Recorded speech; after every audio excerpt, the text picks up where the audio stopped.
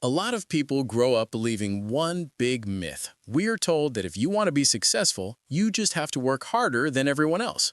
We think sweat and long hours equal money. But the truth might surprise you. How you get rich might be totally different from what you were taught in school. To explain this, I want to tell you a story. It is about a mother and her 4 daughters. One day, the mother gave each of her daughters $2,000. She told them to go out and start a business selling cupcakes. Now, all 4 sisters had the same amount of money to start. They all sold the same product, but they had 4 very different ways of thinking. First, there was Sarah, the oldest sister. Sarah did what most people do. She took the traditional path. She used her money to buy ingredients. She did everything by herself. She mixed the dough, made the frosting, and baked every single cake. Sarah would wake up at 4 in the morning while everyone else was sleeping. She set up a little booth near the subway station. She sold her homemade cupcakes for $3 each. On a really good day, she could sell 150 cupcakes. She made a profit of about $1,200 a month. But there was a problem. Sarah was always tired. If she got sick or if she wanted to take a vacation, she couldn't make any money. Her business relied 100% on her physical energy.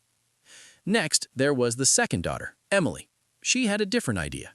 She thought, why should I stand in a hot kitchen baking? Emily didn't bake a single cupcake. Instead, she went to local bakeries. She asked them, "Can I buy your cupcakes in bulk for $2 each?" The bakery said yes. Emily loaded her car and drove to big office buildings during lunch hour. She sold the cupcakes to hungry workers for $3. Because she didn't have to spend time baking, she could focus only on selling. She sold 500 cupcakes a day. Her profit was around $2,800 a month. Emily was smart. She realized she didn't need to make the product. She just needed to be the middleman who delivered it. Then came the third sister, Jessica. She thought even bigger than Emily. She walked right into the cafeterias of big companies. She told them, "I can be your main supplier for cupcakes. I will give you a great price, but you have to pay me for the whole month in advance." The companies were not sure at first, but Jessica used her sister's success to prove she was trustworthy. The companies agreed and gave her $8,000 up front.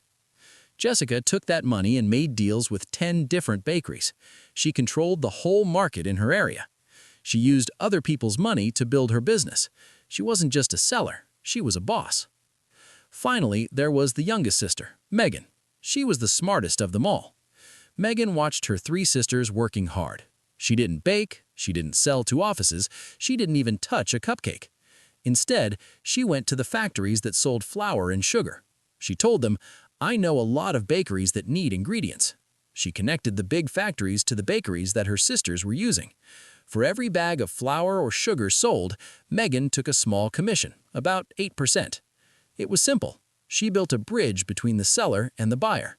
Without doing any heavy lifting, Megan made more money than all 3 of her sisters combined. This story isn't really about cupcakes. It is about how you view money. Most of us are trained to be like Sarah. We work until we are tired. We are on a treadmill. If we stop running, the money stops coming.